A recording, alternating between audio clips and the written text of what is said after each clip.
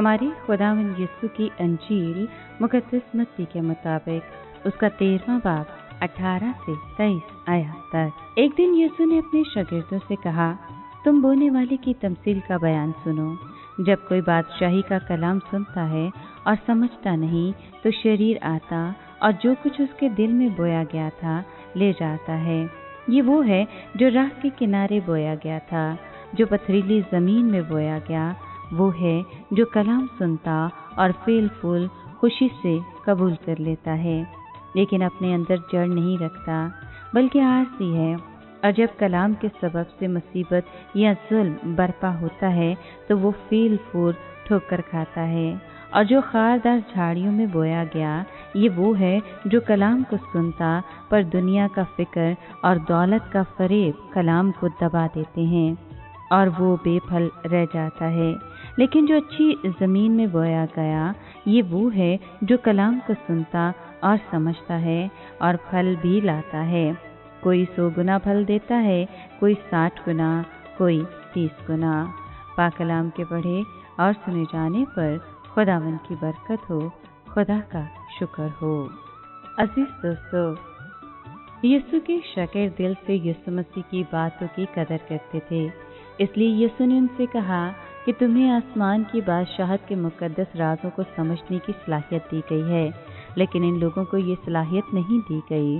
चूँकि शागिर्दों को यीशु की तालीमात समझने का शौक था, इसलिए यीशु ने उनको बीज बोने वाले किसान की मिसाल का मतलब समझाया। मसीह यीशु ने कहा कि बीज खुदा का कलाम है और ज़मीन लोगों के दिलों की तरफ इशारा करती है। ये मालूमात इस मिसाल को समझने के लिए अहम थी। जो बीज रास्ते पर गिरे उनके बारे में मसीह यीशु ने ये वजाहत दी कि शरीर आकर उनके दिल से कलाम को ले जाता है ताकि वो ईमान ना लाएं और निजात ना पाएं। पथरीली ज़मीन पर गिरने वाले बीजों का जिक्र करने से मसीह यीशु ने उस शख्स की सूरत हाल बयान की जो कलाम को सुनकर इसे खुशी खुशी कबूल करता है, लेकिन ये उसके दिल में जड़ नहीं पकड़ता। जब कलाम की वजह से उस पर मुसीबत या अजियत आती है तो वो इसे फौरन तर्क कर देता है। अफसोस की बात है कि आजमाइश के दौर में जब उसके घर वाले या दूसरे लोग उसकी मुखालफत करने लगते हैं तो वो ईमान से मुंह फेर लेते हैं।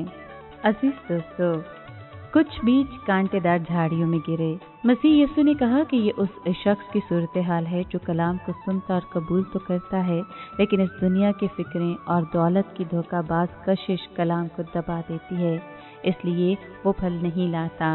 आखिर में मसीह यीशु ने अच्छी ज़मीन का जिक्र किया। ये वो लोग हैं जो खुदा के कलाम को सुनते, उसका मतलब समझते और उसे दिल से कबूल करते हैं। इसके नतीजे में वो फल लाते हैं, मगर उम्र, सेहत और दूसरी सूरत हाल की वजह से हर कोई एक जितना फल नहीं ला सकता। लिहाजा कोई 30 गुना, कोई 60 गुना और कोई 100 गुना फल लाता है। वाकई खुदा की खिदमत करने से उन लोगों को बहुत सी बरकतें मिलती हैं जो कलाम को सुनते हैं और अपना लेते हैं और साबित कदमी के साथ फल लाते हैं।